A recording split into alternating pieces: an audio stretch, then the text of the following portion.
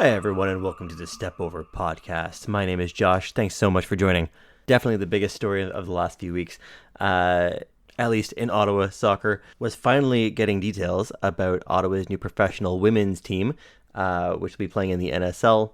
Ottawa Rapid FC will be taking the field next year at TD Place. It's a huge deal for the city.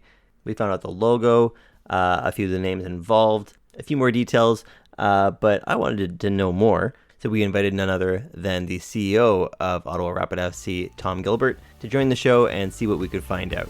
Have a listen.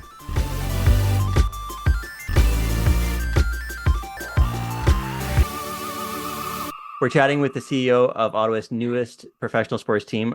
Tom Gilbert is the CEO of Ottawa Rapid FC, which will kick off next year in the inaugural season of the new NSL, or Northern Super League, Canada's first fully professional women's soccer league. Tom, thank you so much for being here. Thanks for having me, Josh. I'm really excited to talk about the team and the league. But first, I'd like to get to know a little bit about you. Where are you from originally? I actually grew up in Sackville, New Brunswick, but I've lived all across the country, both oceans. My folks, my grandparents before them, then my folks had a place just north of Ottawa. So everywhere that I've lived, we've always sort of gone back to Ottawa. It's always been the focal point, which is sort of my connection. Okay. And what's been your relationship with soccer through your life? Like, did you play as a kid? Did you watch it? Yeah, absolutely. I played all growing up. I changed high schools when I was in grade 9 and stopped at that point. And I didn't reconnect with it, but I remember my older brother is an artist and he did portraits of the whole family, and the portrait of me is me as a kid wearing my youth soccer t-shirt, and it hangs in our house. Okay, so are we talking like were you striker, defender, I keeper? was a goaltender. Yeah, I Oh, was a right keeper. on. Um, okay, so looking ahead to next year, say if there's a training session and they're like, we got a lot of players sick. Tom, do you want to step in and we need like a second goalkeeper here. Are you gonna step in or kind of defer to someone else on I staff? mean, I'm gonna do whatever the team needs me to do, but I don't think I'll be very helpful. But you're committed. I like that. Absolutely. Do you still play like recreationally at all? I don't. I have really bad knees, so I That'll tried to get pick you. it back up a couple of years ago and just didn't happen. Are there any teams that you follow closely? Yeah, absolutely. I mean, Ottawa Rapid FC. Not sure if you've Of course. heard of them. Yeah. I'm Um, aware now. Yeah. I'm a Crystal Palace fan. What? No. Yeah, yeah, Okay. You're yeah. my new favorite person. And There's so I few mean, of us in and Ottawa. yeah, I know. NWSL. I mean, I don't want to pick favorites, but I follow a couple of them pretty closely. Fantastic. Oh, I'm so okay. You just made my day. So you've been involved in the development of the NSL since, like, it sounds like the very start. Can you talk a bit about how your involvement in the league came to be and like what's your experience been like up to this point? Yeah, I mean, it's been amazing. So I met Diana Matheson in our executive MBA. And the story I like to tell is that on the very first day, she was introduced as one of the two Olympians in the class. And so she had a chance to address the class on the first day. And she said, I'm here to bring professional women's soccer to Canada. I need some letters behind my name in order to do it. So I'm getting those first, and then we're going to make it happen. And she was in my group, so there were 7 of us who worked really closely together throughout the program. And whenever it was her turn to lead something, it was about women's pro soccer. So I sort of was indoctrinated into the world of women's pro sport and women's pro soccer through that. And then and just outside of class, Dee and I got to know each other a bit better. We got along really well. And again, this kept coming up, and we kept talking about it, and we got more and more into it. We had a couple of days of writing napkin math of how would we make the financials work, and it was 9 months into the program that she sent me a voice note and said, "Hey, you want to partner up and make this happen for real?" And it's the kind of project I don't really feel like you can say no to. Um, any opportunity to be involved, and I got to partner up and do it from day one. Okay, so like my impression from the outset with this league is that player rights seem to be something that the league is prioritizing. The most prominent example would be like the league having that like a two-way trade system in which a player must consent to be traded. I'm not aware of a league that has launched with that kind of protection for players in place. Why was that important for the league to have from the outset? Um, I mean, I think that there are a whole bunch of reasons. We, you know, we're led by players, and they know what it's like to be a player. They know what it's like to be traded, and it gives us an advantage if we use it. In that, we can make this a really attractive place for players to come play, and we have to use that to our advantage. I think when I think about how we're structured, I guess it's player rights forward, but it's also just like sensible business. Like these are things that we can do that make us a better business and a better place to work. And it also is going to make the product better, and it's going to make it more engaging for fans. Is this something that like when you're talking with Diana, like is this something that you identified as maybe something that is overlooked by most leagues because it's not normal in professional sports, right? Yeah, like was that something that was just identified as like, oh, well, here's something that should be done that can make us really attractive that isn't done by other leagues, and like was there anything else like that, like maybe you identified as ways that could be a better way of doing business? Yeah, I mean, I think we took a step back even beyond pro sport and what other leagues were doing, and we just looked at business generally and the way that companies interact with their labor force. And um, what we saw was that there's a really really healthy model out there for the interaction between the business and at the end of the day, like the folks who are going to make it all happen for you. And it involves having them at the table, and it involves engaging with them, and it involves recognizing that without the players, without happy players, without engaged players, we have nothing. So when we looked at the way that professional sports functions, but also just like the way that the capitalism works a lot of the time, we saw an opportunity. It's obviously very early days, but so like the NWSL just ratified a collective bargaining agreement that for them established the two-way trade system. Again, it's very early, but like, do you foresee a collective bargaining agreement with the players that will eventually be in the NSL? Yeah, I mean, I think that players unionizing is par for the course with pro leagues, but we're going to try really hard to have the players at the table from day one, and have a really constructive relationship with our players that doesn't require them to feel like they need to form a union and have a collective bargaining agreement. We're writing in the rules and regulations about how teams interact with players now, and I think we're trying to be pretty progressive with how we approach this, just proactively, because we don't want an adversarial relationship with our players. We don't want lockouts. We don't want strikes. We want them to be at the table building this thing with us. Fantastic. Well, next I want to congratulate you on a really successful launch for Rapid FC. By all accounts, the name and branding and everything were unveiled at an event at TD Place on August 15th. I was there. I wasn't the only one. There's a lot of people there. It was packed, a lot of excitement.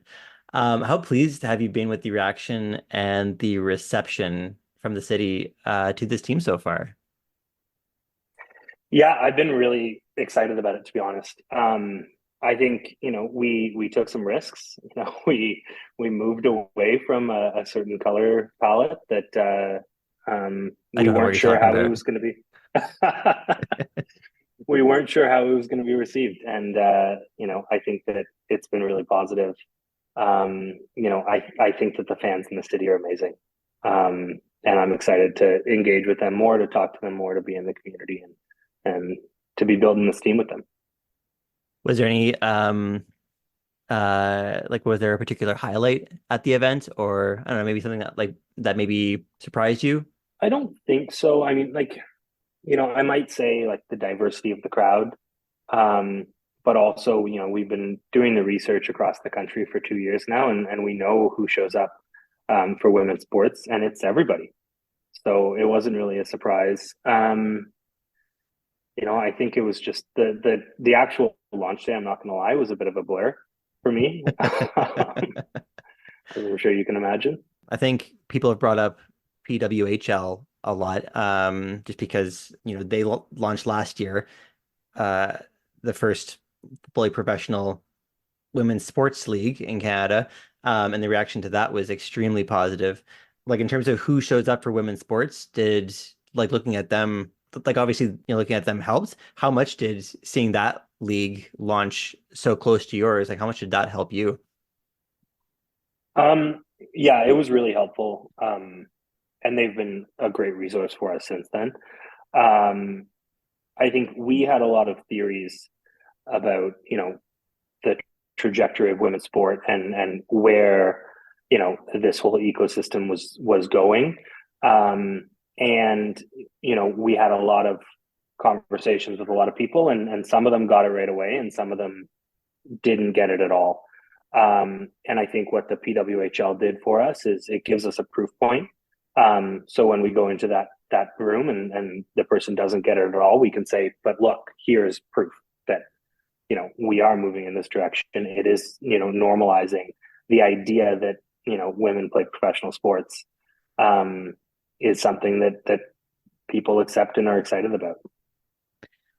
So Ottawa and Montreal were the last two teams announced as being inaugural NSL clubs. And it was rumored behind the scenes, Ottawa was kind of the furthest behind in terms of getting up and running. So I think most fans weren't expecting a brand launch in August.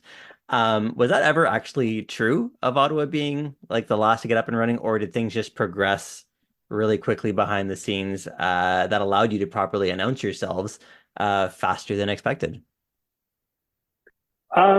We, I don't think that we were necessarily the last ones to really get up and running.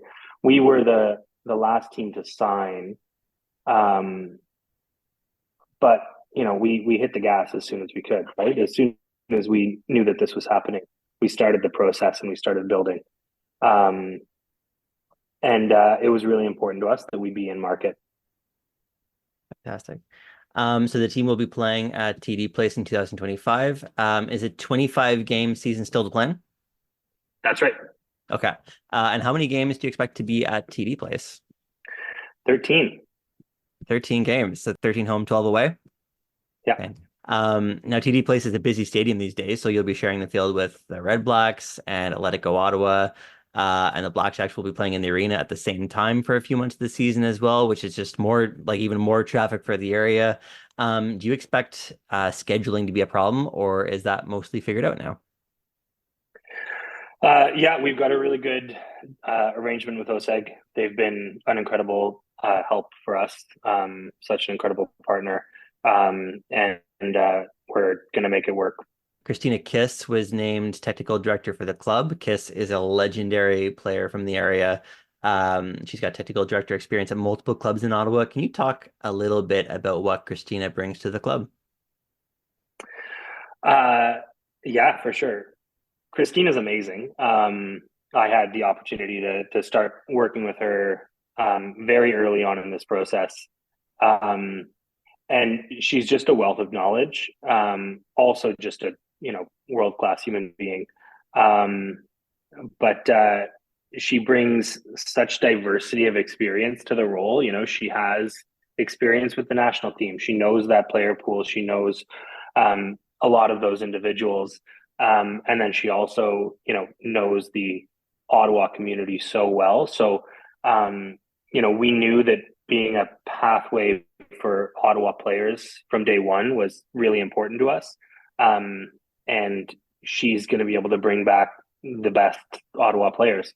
Yeah, like on that note, there's some really great club teams, obviously, in Ottawa, and three great collegiate programs in the area. There's U Ottawa and Carleton in U Sports, and Algonquin in the OCAA. Kristina was on the Footy Prime podcast recently saying talks have started to build relationships with area programs. Like, what do you think positive relationships with those clubs and those programs could look like in practice?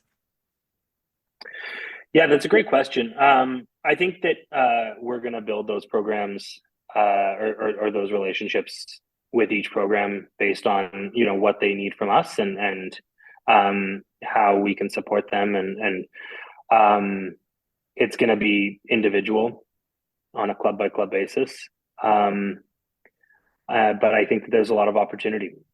Like, there's no collegiate draft, but how closely will the club be looking at this U Sports season just for potential pros for next year?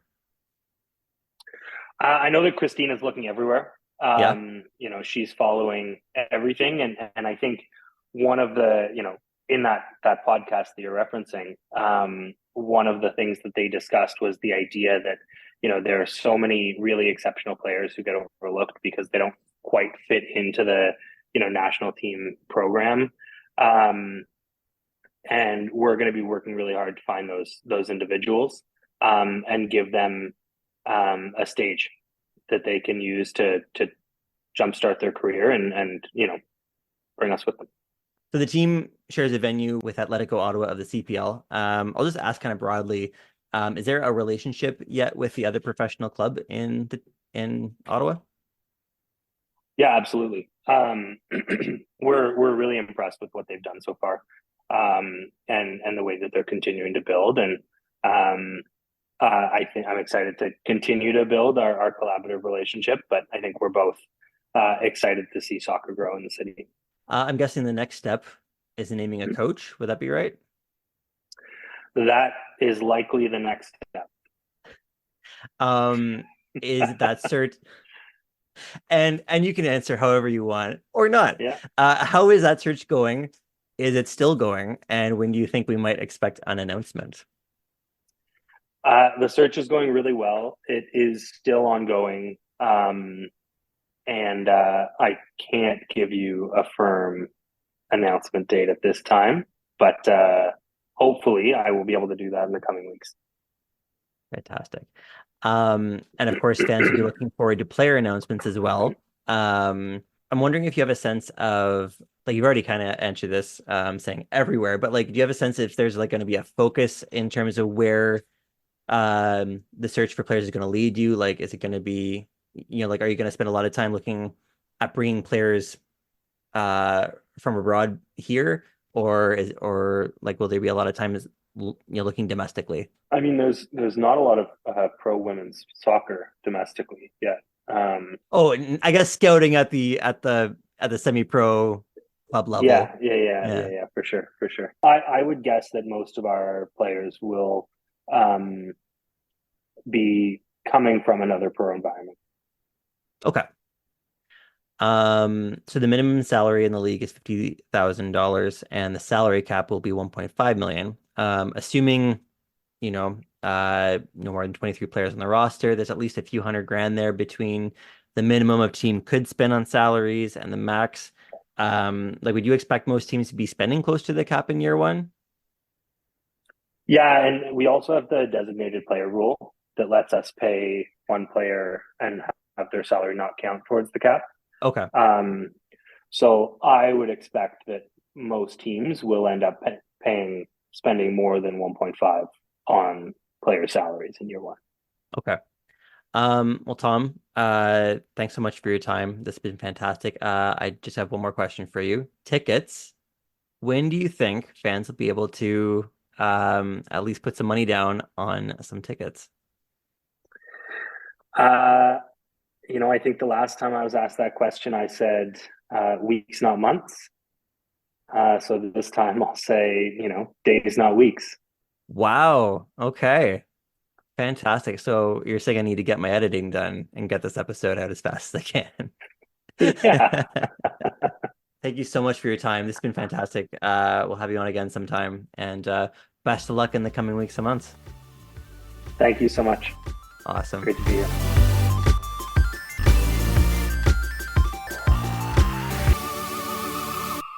Thank you so much for listening to my chat with Ottawa Rapid FC CEO Tom Gilbert. I'm going to give you the usual podcast spiel if you enjoyed what you listened to, and even if you didn't, if you could like, subscribe, leave a review, really anything for the Step Over podcast on whatever platform that you're listening to. It really does help other people find the podcast, and you'd be doing me a big favor, and I'd appreciate it. And as we're recording right now, it's the start of September. There's a lot of really great high-quality soccer that you can be checking out in the city. U Sports season is on now. The GG's women program and the Ravens men and women have both kicked off. Their seasons run through early October, after which hopefully they'll qualify for the OUA playoffs. And the Algonquin College Wolves also kick off their OCAA season, and that is also extremely high quality soccer. So until the next episode, go out, catch some live footy. Until then, we'll see you.